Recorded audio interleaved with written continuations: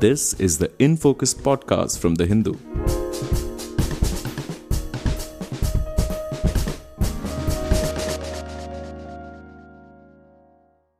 Hello and welcome to another edition of the In Focus podcast. I'm your host, G. Sampath. There have been doubts about President Joe Biden's mental acuity for quite some time now. But Biden's performance in the recent presidential debate with Trump seems to have come as a shock to many, and especially to Biden's own support base. Almost the entire American liberal establishment, including the New York Times and the New Yorker, besides other leading media outlets, have called on Biden to step back and allow someone else to get the presidential ticket. Is he likely to accept that kind of advice, or is he going to stay the course? With the Democratic National Convention coming up next month, what are the options for the Democratic Party? Can those who argue that Trump's alleged deceit and alleged authoritarianism pose a major danger to the American nation, at the same time convince voters that a president well past his cognitive prime isn't a dangerous idea? And if Biden does step back, what are the names that have a good chance of being competitive with Trump in a presidential race?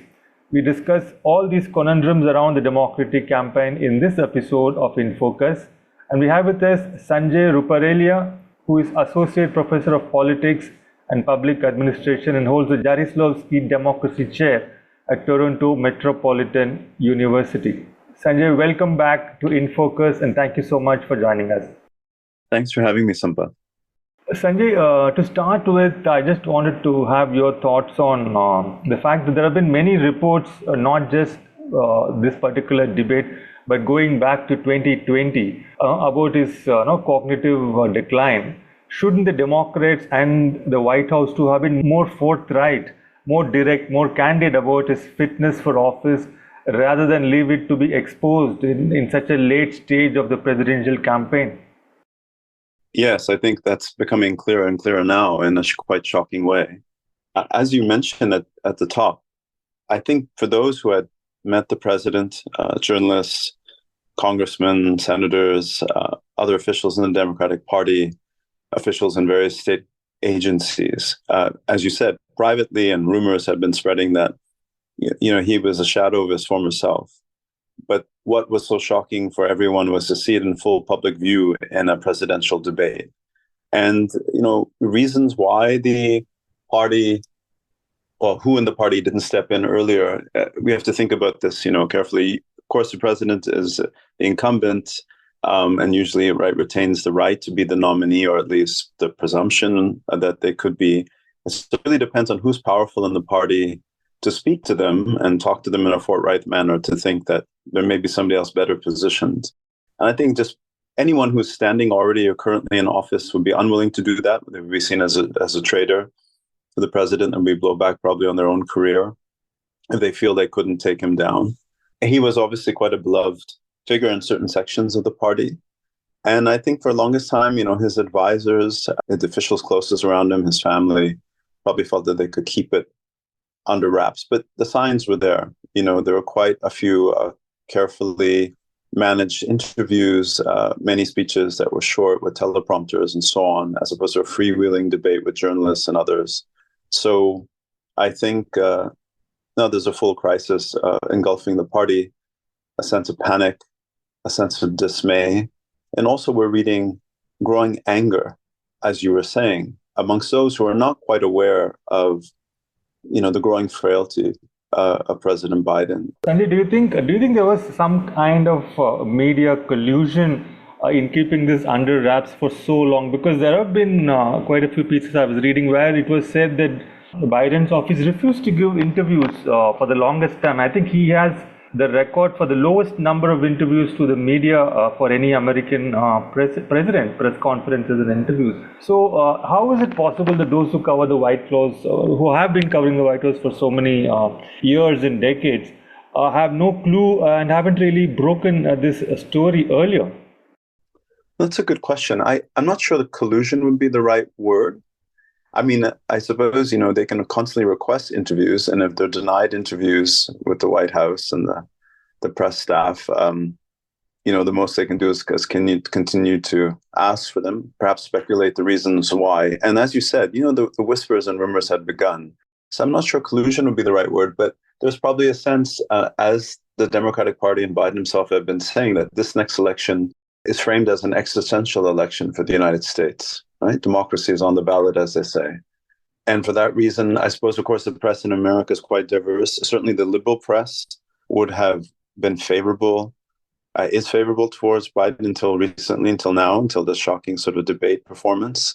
And perhaps, as you say, they didn't want to push too hard, in a sense that they wanted to train their focus on Trump, as we've seen, and, of the various indictments for crimes that he has committed and so on. And so I guess that would be the way I would sort of think about it. But it may be the case. It's striking that certainly there's a lot of press that would be more hostile to the Democrats, and they too would have been pushing for these types of interviews and access to the president, and they've been denied. But in any case, that's all past histories. Now everything is in full public view, and it is striking how quickly calls for Biden to step aside by donors, by, as you say, the leading liberal media establishments in the country, the New York Times, the New Yorker, and others, have grown in the last week. And yet the reports are, as of this morning, that he's committed to remaining the candidate. And so it's a very tricky, difficult moment for the Democratic Party, and the stakes, the political implications are huge. Right. I mean, as you said, the reports, the latest reports do indicate that he's going to stay the course. But at the same time, Sanjay, I mean, it seems to be apparent that he can only, quote unquote, function between 10 a.m. and 4 p.m. Suppose he even stays the course, and supposing he even wins the election and becomes the president of the United States once again. What if, say, 3 years from now, in 2027, a major crisis breaks out at 4 p.m. or after 4 p.m.? Wouldn't it create a situation where somebody unelected, somebody who is not the president of the US, would be acting on his behalf without the president's intellect coming into the decision-making process? Isn't that a dangerous situation to be in for a country as powerful as the US? Yes. Well, now, of course, in any system, even a presidential system, there are going to be many officials and advisors that are involved in any serious decision, right? So we think about questions of war or conflict that may break out, right, vis-a-vis China over Taiwan, for instance, or the continuing conflict in the Ukraine and so on. It's unlikely, it's certainly constitutionally, the president has the final say, but it's not the case that, every president will act in that way. I think that's the issue. Biden is probably someone who would consult quite seriously. He's had the same set of advisors and close officials for decades around him.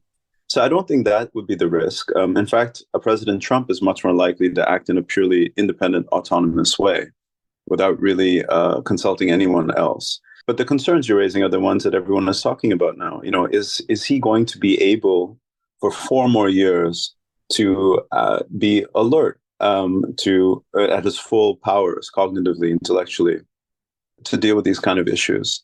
And I think that's what's really the issue right now. It's interesting that we're having this discussion, and as we should, about Biden.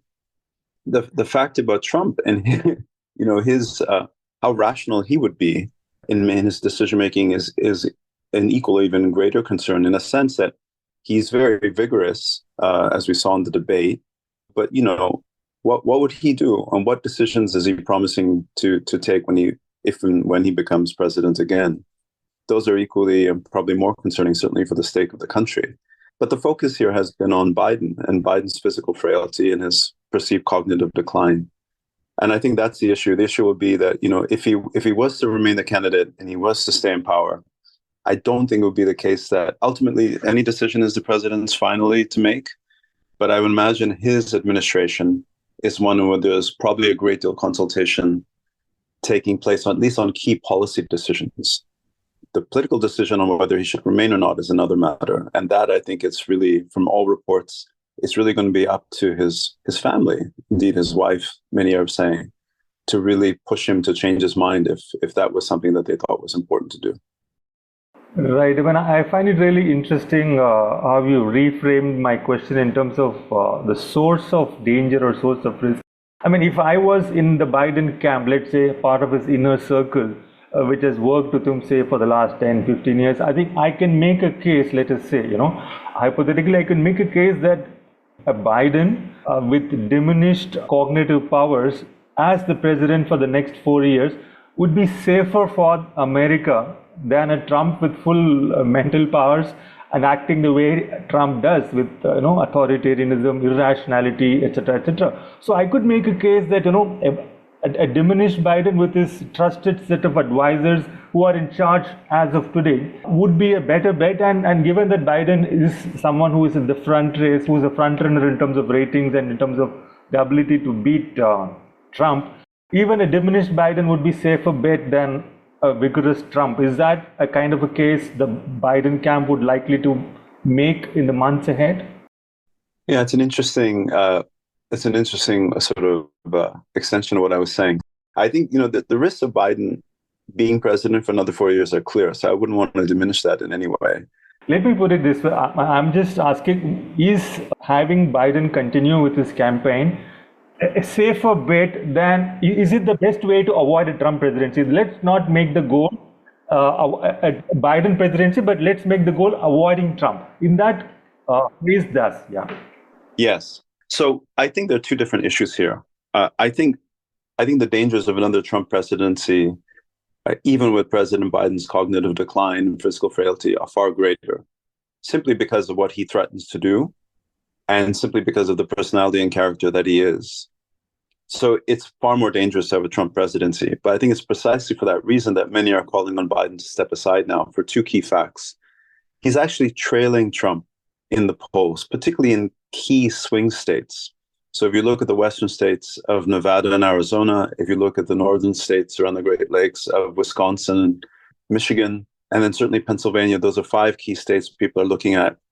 Trump's actually leading in most of the polls.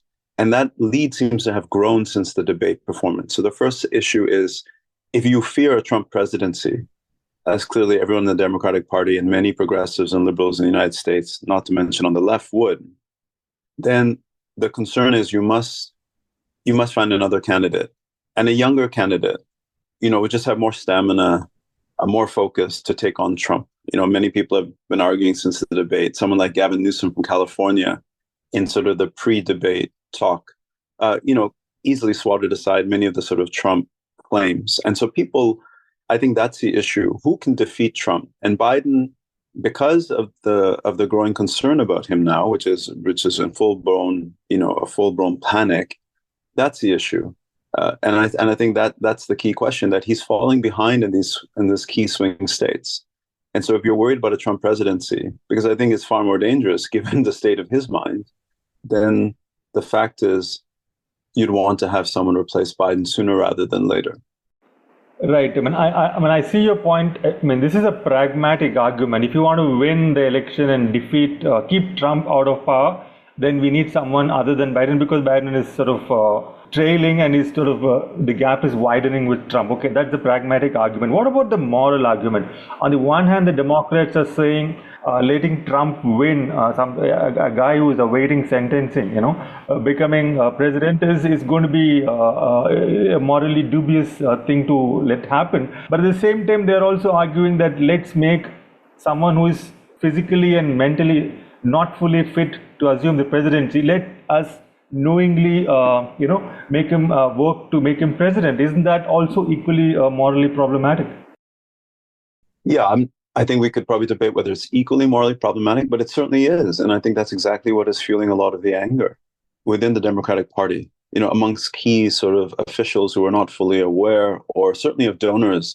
It's very striking this morning that there are reports that, big donors to the Democratic Party are starting to consider withholding their funding for the Biden ticket, or directing their funds to a super PAC for an alternative candidate to emerge, saying to those who are running Senate races that if you're willing to add to growing calls for President Biden to step aside, either to nominate another candidate, so the obvious one would be his vice president, Kamala Harris, or to simply let his delegates vote freely in a convention.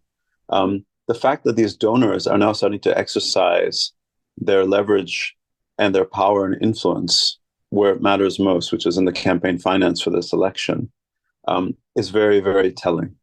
And I think that is the case. The moral case you're making, there's a pragmatic case which is clear cut, and there's also a sense, as I was saying earlier, that if President Biden's claims are taken at face value, that this election is existential, the choice is existential about who wins, because the future of American democracy might be at risk, then all the more reason morally to step aside if you feel that the candidate is not fit to to be president for the next 4 years, even if he was to win, as you say. Yeah, so I think, whether they're equally morally problematic, we could probably debate that. But I think the pragmatic issue is the one that really outweighs everything at the moment. Right. I mean, speaking of the pragmatic issues, Sanjay, I mean, you spoke about donors considering switching their funding to someone else, to other channels, looking for an alternative for the ticket and so on. Wouldn't also the US's allies be concerned if someone with diminished cognitive capabilities were to, be in the president's chair for another 4 years? Because there are lots, as you said, you mentioned Taiwan, you mentioned Ukraine.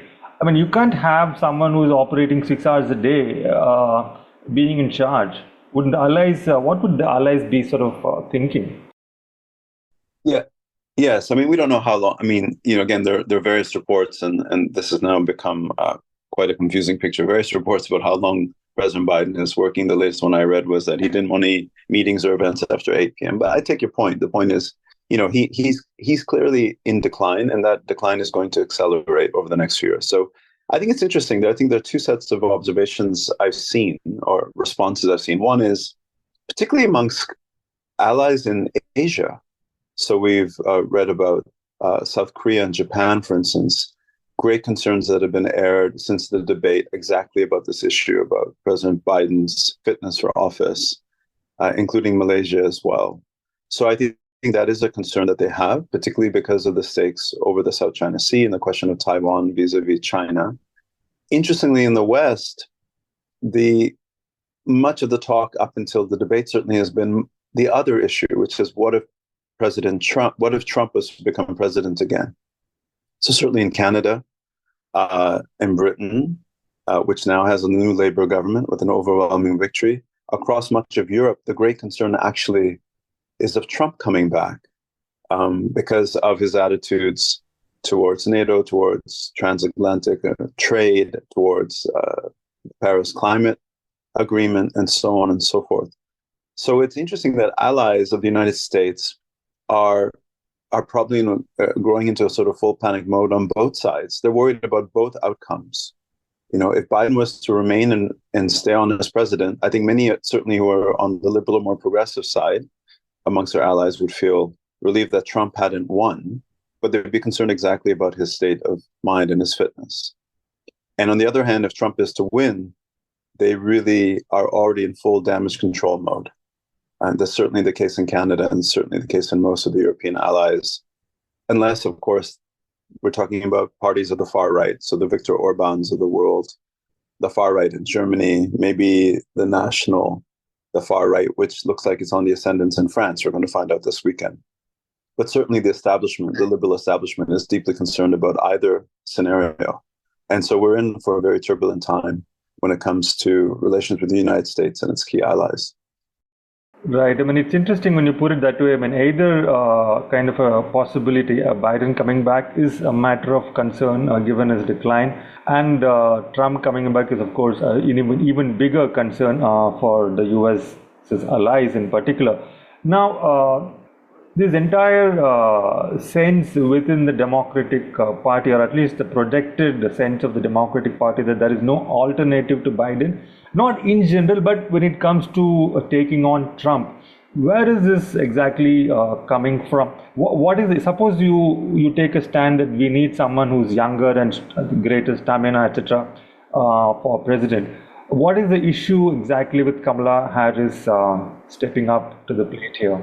What is the issue? Why is everybody reluctant to talk her up? Because that is somewhat, in a manner of speaking, the natural order of progression, right? Yeah, that's right. I don't think that there is. I don't think it would. My own view is that I don't think there's a sense there was no alternative to Biden. It was more a deference to the fact that he was the incumbent, right? And that, in a sense, his administration, although there have been important missteps, certainly, and certainly in foreign policy. The main issue that's roiling the Democratic Party actually is the Biden's administration stance, which has evolved, but certainly its early stance on Israel and Gaza after the October 7th attack. I don't think there was a sense that there's an alternative, but there was a presumption that of deference. That Biden's the president. He actually passed some historic legislation, to do with climate, to tackle climate change with infrastructure. He's the most pro-labor president the Democrats have seen for decades, certainly more than Clinton or Obama. And so there was a sense that, he had ruled relatively well. That's one of the great puzzles. The economy has improved under Biden, but it's not reflected in the polls. And that's a conundrum for the party. When it comes to others, I think so that's the thing. Now there's pressure on him to step aside. So who will step in his place? Kamala Harris, I think the issue has been that she had a very impressive record before she ran for the presidency, but then she performed quite poorly in those debates and she stepped out. Her own popularity during much of the administration wasn't very great, but it's higher now than Biden's, according to most of the reports that I've seen. So she's sort of slightly on the upswing. She certainly symbolically is very important for the party. She'd be the first Black and the first Asian woman to run for the presidency and win the presidency if she was to do that. And I think that, she's had some policy missteps, some public gaffes during her administration, during the Biden administration. She's also, of course, had a very hard file, which is to deal with the border crisis. And that is a extremely complex issue, which would be hard to manage well for anybody. And some people have felt that Biden giving her that was not quite unfair, but put her in a hard situation, because the border crisis is something that's very hard for any administration to control, just given the tide of pressure on the border that's taken place. So I think in a strange way, many people have written off Kamala Harris. But certainly over the last week, there are growing voices saying that, as you say, this would be the natural thing to do. She is the vice president, after all. Picking her would also avoid a potential civil war in the party over a convention, because not to nominate her, well, let me rephrase that. To run against her would open up a cleavage which is in the Democratic Party, right? Which has to do with simply its demographics, right? African Americans are very strong supporters of the party, and they would see it take it very badly if she was not supported in some way, or at least argued against. But I think that there's a growing sense that either Biden should support her, or basically say, if he was to step aside, let's have an open convention and let everyone who wants to run. And there's a risk there, of course, that it could become chaotic and a lot of acrimony could take place. There are a lot of historical parallels people talking about with Chicago in '68. But the other risk would be that you don't have this full debate take place, and it could re-energize the party, as many are hoping. So there's a lot at stake in this choice. Right. You have made a really a very interesting case for Kamala Harris and how her ratings are going up. But while I agree with you that it would be great for the Democratic Party if she were to step up, but wouldn't you also agree that it would? Trump would view it as a big energizing factor for the Republicans as well. I think they would love to have Kamala Harris to take on as their rival in the campaign. Yes, that's right. So I think the thing is, it could energize the base of both parties. And then the question will become, as it always is in US elections and perhaps elections everywhere, which is turnout, right? Does the nominee or the leader that is chosen by the party mobilize the base? That's one question. And I think Kamala Harris would mobilize the Democratic Party, given the stakes of this election. But then does it also mobilize their opposition to come out? And I think, of course, there's a great deal of opposition to Kamala Harris, certainly in Republican circles and amongst conservative voters. And that's led to speculation that if you had an open convention, perhaps another candidate from a swing state in particular who is popular, so someone like Gretchen Whitmer, for instance, would be better placed to win over swing voters. Because at the end of the day, as we know, in the United States, the electorate is very polarized. The electoral system means that most states are not competitive. That's why we focus on these swing states. And winning those swing states is key. So who would be best placed to win those swing states? And it might be a governor or a former governor in a key swing state who is a Democrat. who has a record of success in winning over independents and perhaps even some Republican voters. And I think that makes the argument for having an open convention. If Kamala Harris will obviously throw her hat in the ring. She's the vice president. She has every claim to run for the presidency, but she'd have to make her case before the delegates at the convention and the wider public. And that would actually strengthen her if she was keen on running as she must be. That you have to make the case that you would be best placed to win. It's an open question right now about who would be best placed, but certainly there's a growing consensus, someone younger. And I think that becomes now the key question, that what will Biden do? I think there's a concern that if there's growing calls on him to step down publicly, that it may stiffen his stubbornness, that he will have a resolve not to quit. And so it's a really delicate moment, but the clock is ticking. They don't have too much time. And the longer he takes to, if he was to decide to leave or step aside, the longer he takes to make that decision, the worse it is for the Democratic Party and everyone else who could be a potential nominee to run against Trump. Right. I mean, I think that's pretty well summed up. I think an open convention and everybody sort of putting their, whoever is interested and who thinks they have a chance, I think making their case to the delegate seems like, I think, the fairest and as well as the most democratic move at this stage. Now, I was just wondering, one last question, so to speak. What are your thoughts on the names you just mentioned, Newsom, Gretchen Whitmer, Raphael Warnock, Joe Shapiro, and Wes Moore? These are the names which are coming up in terms of an alternative if Biden were to decide, or if he were to be convinced by his wife, as you sort of suggested earlier. I mean, is there still enough time to build a solid campaign around any of these names, which we just sort of were discussing, which are doing the rounds? Yes, well, whether they have enough time will depend on whether Biden steps aside in time, as you were saying. Some of these figures are better known than others. So someone like Gretchen Whitmer has been in the national media for some time as a successful governor. Josh Shapiro, less so, in Pennsylvania. The biggest issue is, do they have national name recognition on one hand? That could be one concern. But the other is, as I was saying, is it comes down to these key swing states as well. So the dynamics of media coverage, I think, are complicated. On the one hand, there's a concern, can they be national figures? Can they win the national vote? And yet, as we've been discussing, ultimately, it will come down to some key swing states. And I think what is of concern is that not only is Trump ahead of Biden in the key swing states that we've been discussing, but even previously safe states for Democrats, perceived safe states for Democrats, like Virginia, now suddenly seem to be coming into play for the Republicans because of growing concerns over Biden. And so I think, as I was saying, a Democratic nominee who has a record of being a successful governor in a swing state like a Whitmer would, at least in principle or in theory, be seem to be well placed to be competitive against Trump. Someone like Warnock also, but then the concern would be that if he was to run, that the Democrats would suddenly potentially lose his seat in the Senate. And that's a crucial issue, of course, as we've seen as well, that whoever runs and wins the presidency has to also have in order to able to be passed legislation, has to make sure that they have enough votes in the Senate or the House, not to filibuster legislation or policy and so on and so forth. So I think I can't say more than that, other than I think all the more reason that a lot of these figures are relatively unknown outside of their own states. And again, for that reason, an open convention would be best, both to understand who they are and what they stand for and what they propose to do.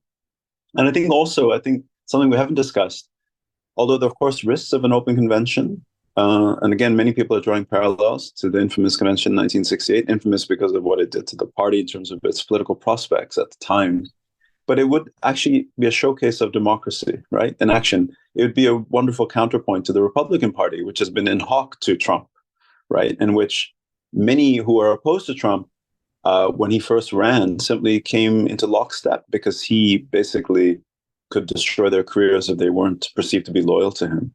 And we've seen the Trump take over the Republican Party and he's a very autocratic figure, and he's molded the party in his image. And there are very few who have been willing or able to stand up to him and his followers and his acolytes. So in that sense, having an open convention Democratic Party would be a Democratic counterpoint, right, to having a full open contest in which you have deliberation and participation and argument and debate.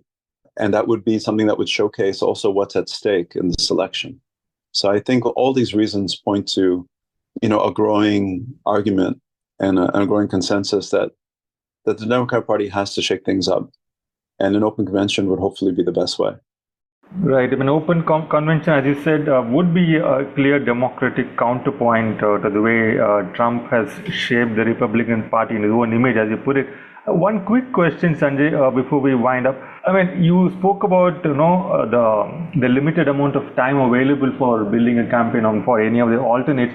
Now, there is another view which we find today that it holds that it's a good thing that Biden's mental decline has been exposed at this stage, because it still gives the Democrats enough time to sort of build a stronger campaign around an alternative. Now, I find it really interesting, because if the inner circle in the party knew about the fact that he's well past his cognitive prime, it was they themselves who sort of initiated this entire debate event. Why and how did they agree to have this kind of an event and take the initiative around it? Was it perhaps done with a kind of interest to have him exposed in this way so that they could probably save the campaign by having an alternative? Or is that too much of a conspiracy theory? That does sound like quite a conspiracy. I don't think that was the case. I don't know. You'd have to speak to someone who had much more inside knowledge. My sense is that presidential debates are customary. That is what happens in the United States. You have debates amongst the contenders for the party nomination, and then you have debates amongst the presumptive or actual nominees for the presidency. But don't these debates normally happen much closer to the elections? Isn't this too early by convention? Yeah, it is a bit early. So that sort of led to this theory that it was done deliberately so that the Democrats have adequate time, Yeah, I think I haven't heard that. And as you say, it sounds quite conspiratorial. I think actually it might have been the obverse. The race seemed to have been deadlocked. There wasn't much movement. There was growing concern in the Biden administration and the party that despite the fact that the economy was improving, inflation was coming down, economic growth had resumed. In fact, amongst the G7, the United States, at least in terms of aggregate economic growth, had the best record. There was it was far more competent administration in many ways, of course, than Trump, which is a pretty low bar. But there was a sense in which the race had been sort of deadlocked and something had to unlock it. And that maybe a strong debate performance in which, a President Biden who had accomplished quite a bit over the last years, even though it has not been fully perceived that way by many voters in the United States, that seeing him in debate vis-a-vis Trump, who would be telling lies and spreading disinformation as he was, would really be a showcase to potential voters, and particularly swing voters, independents, of what was at stake. And I think that's why they decided to finally enter the debate. And of course, it has rebounded on them very badly. But I think that was probably the motivation behind it. Right. I mean, an intention to unlock the deadlock, so to speak, and then as you said, it did sort of rebound on them in a pretty disastrous way, and now they are sort of looking for a way forward. And that's why we stand. That's why the campaign stands. Thank you so much, Sanjay. We run out of time. It was an absolute pleasure listening to your take on this entire issue, which is being debated across the American press, across every platform. And I think for the time being, it does look like Biden will stay the course.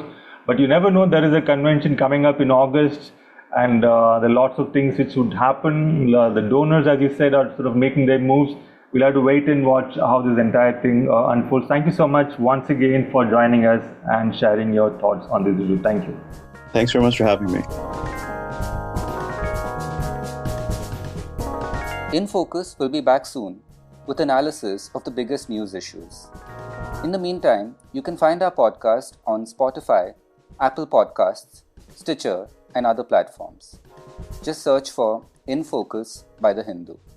We'll see you soon.